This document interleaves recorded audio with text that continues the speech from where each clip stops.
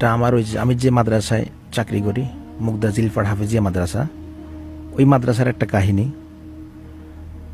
তো একদিন রাত্রে ওই মাদ্রাসার একজন ছাত্র, যার নাম মোহাম্মদ রবিউল ইসলাম,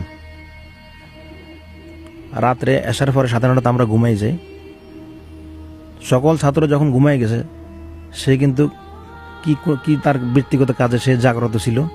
সবাই সে যখন সে ঘুমায়, তো তার সিটটা ছিল জানালার পাশে।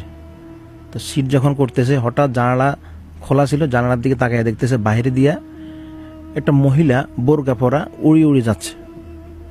এখন সে অবাক হয়ে তার দিকে তাকাইছে, তাকায় দেখলো এখন ওই মহিলাটাও তার দিকে আসতেছে। এটা দেখে সে এমন জোরে চিৎকার দিছে, চিৎকারের সাথে সাথে পুরা মাদ্রাসার ছাত্ররা উঠে গেছে। সে বেহুশ হয়ে পড়ে আছে। পরে ছাত্ররা তাকে নিয়ে আমাদের মাদ্রাসার আরেক ওস্তাদ উনার কাছে নিয়ে গেছে। উনি কোরআন শরীফ থেকে বিভিন্ন দোয়া দুরুস পড়ে তাকে ঝাড়ফুঁক করলো। এরপরে বলতেছে সমস্যা নাই, একে ঘুমাইয়া দে, ঘুম পাড়াইয়া দে। পরে তাকে সিটে নিয়ে আসা হলো। সে এখনো ভয় পাইতেছে, চোখগুলো বড় বড় করে জোরে জোরে নিঃশ্বাস নিতেছে। পরে এক পর্যায়ে ছাত্ররা আমাকে ডাক দিল, আমি উঠলাম। উঠার পরে তাকে সামনে আনলাম, বললাম কি হয়েছে। সে কিছু বলতে পারে না। পরে বালা মতো জিজ্ঞাসা করার পরে সে বলতেছে, হুজুর আমি এই জানালা দিয়া একটা সাদা বোরকা পরা একটা মহিলা দেখলাম। ওটা দেখার পরে আমি কেমন জানি আমার ভিতরে অস্থিরতা অনুভব করতেছি, আমার কাছে কিছু ভালো লাগে না।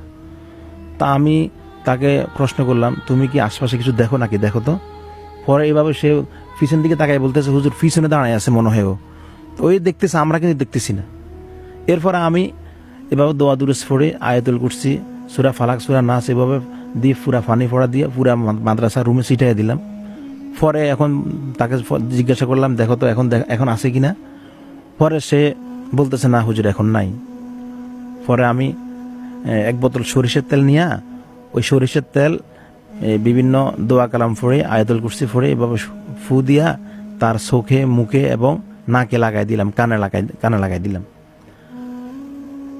এই তেলগুলা লাগানোর আগে তার চোখ ছিল বড় বড়, জোরে জোরে নিঃশ্বাস নিতে চোখগুলা বড় বড় করে রাখতো। যখন আমি তেলগুলা মালিশ করে দিই তার চোখে, নাকে, কানে, তখন সে আস্তে চোখগুলা বন্ধ করে ফেলে, বন্ধ করে আস্তে শুয়ে যায়। কিছুক্ষণ পরে সে চোখ মেলি একটা বিশ্রী একটা হাসি দিছি, এভাবে হি হি হি করে একটা হাসি দিছি।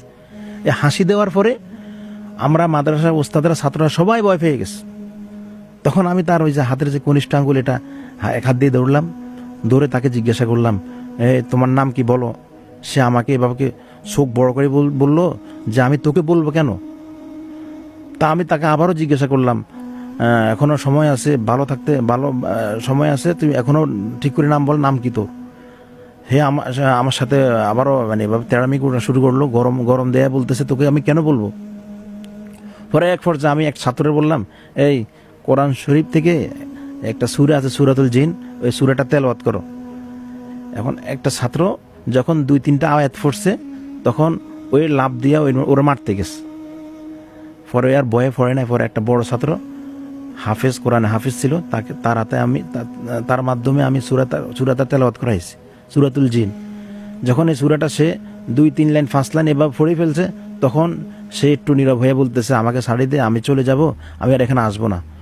তা আমি কি এতক্ষণ যে লাফালাফি করছো, আমার ভুল হয়ে গেছে, আমি আর এখানে আসবো না, আমাকে ছাড়ি দাও। তো আমি জিজ্ঞাসা করলাম, তোর নাম কিতা। বললো, আমার নাম সুমাইয়া। তো এখানে কেন আসলি।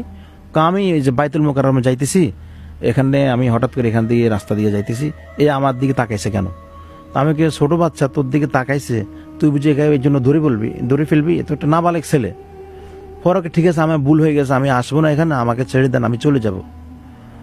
পরে শেষমেশ আমি না, তোকে তো এইভাবে ছেড়ে দেওয়া হবে না, তুই এখন তোরে ছাড়লে তুই কালকে আবার আসবি। না, আমি সত্যি করে বলছি, আমি আর আসবো না, আমাকে ছেড়ে দাও। পরে আমি বলছি, যাবি তো যাবি, তো এখন কি নিয়ে যাবি বল।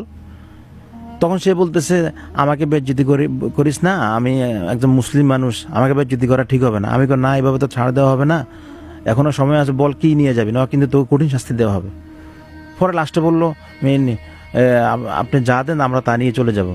পরে তাকে একটা সেনা জুতা, পুরান জুতা একটা মুখে দিয়ে দিলাম, ওটা নিয়ে সে চলে গেল। এরপর আর আসে নাই। পরে ছাত্ররা এটা নিয়ে অনেক ভয় পেয়েছে। এই ছিল আমার দ্বিতীয় ঘটনা।